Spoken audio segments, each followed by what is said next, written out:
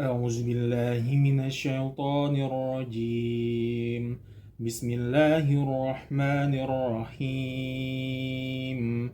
لا أقسم بهذا البلد وأنت حل بهذا البلد ووالد وما ولد لقد خلقنا الإنسان في كبد أيحسب أن لن يقدر عليه أحد يقول أهلكت مالا لبدا أيحسب أن لم يره أحد ألم نجعل له عينين ولسانا وشفتين وهديناه النجدين فلاقتحم العقبة وما أدراك ما العقبة فك رقبة أو إطعام في يوم ذي مسغبة يتيما ذا مقربة أو مسكينا ذا مطربة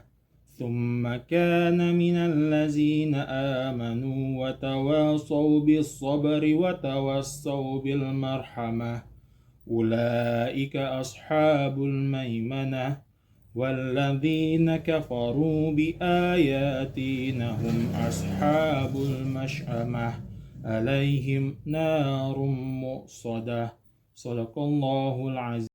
Poin dan makna surat Al-Balad. Surat Al-Balad mengajarkan bahwa manusia diciptakan untuk berjuang dan menghadapi kesulitan. Allah menguji manusia agar memilih jalan kebaikan, seperti membebaskan hamba sahaya, memberi makan orang miskin, dan menyantuni anak yatim.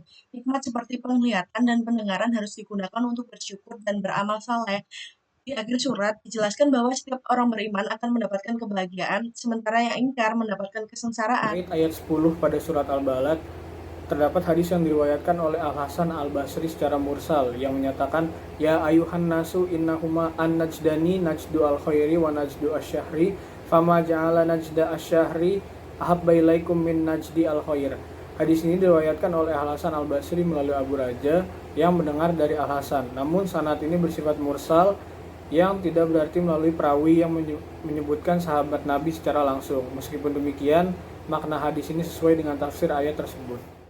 Negeri yang dimaksud dalam surat Al-Balad itu adalah kota Mekah yang merupakan tempat kelahiran dan di mana Nabi Muhammad dibesarkan. Surat Al-Balad menggambarkan perjuangan Nabi Muhammad dalam berdakwah di kota Mekah. Justru beliau diusir dan ditentang oleh kaumnya sendiri. Dalam surat ini dijelaskan betapa sulitnya Nabi Muhammad berjuang dengan penuh kesabaran dan tetap teguh walaupun menghadapi banyak tantangan. Surah Al-Balad mengingatkan kita bahwa hidup itu tidak mudah. Manusia diciptakan dalam susah payah. Tetapi Allah juga menunjukkan jalan yang berat itu justru jalan yang mulia, yaitu seperti memerdekakan budak, memberi makan orang yang kelaparan, menolong anak yatim, dan membantu orang yang tidak mampu. Dalam Quran Surah Al-Balad dijelaskan bahwa terdapat dua jalan hidup. Jalan yang baik untuk orang-orang yang beriman dan jalan yang buruk untuk orang-orang yang kafir. Saat seseorang menghadapi kesulitan, orang-orang yang beriman akan bersabar dan tetap beramal soleh. Tetapi sebaliknya, orang-orang kafir akan mengabaikan peringatan dan perintah Allah, tidak peduli dengan akibat dari tindakan mereka baik di dunia maupun di akhirat nanti. Allah mengingatkan kita bahwa manusia diciptakan dalam keadaan bersusah payah.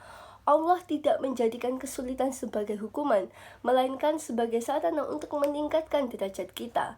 Melalui perjuangan menghadapi kesulitan inilah kita diberi kesempatan untuk membuktikan keteguhan dan meraih kedudukan mulia di sisinya. Kesulitan bukan untuk dihindari, tapi dihadapi dengan penuh keyakinan. Di dalam surat Al-Balad sendiri menyoroti perjuangan hidup manusia, terutama melewati jalan-jalan terjal yang bermakna amal besar penuh pengorbanan. Dan para ulama menekankan pentingnya ilmu sebagai petunjuk agar amal tepat dan ikhlas. Ilmu juga membantu memahami prioritas, membedakan benar dan salah, dan menjadi bekal utama dalam menghadapi ujian hidup. Maka menuntut ilmu adalah langkah pertama sebelum beramal.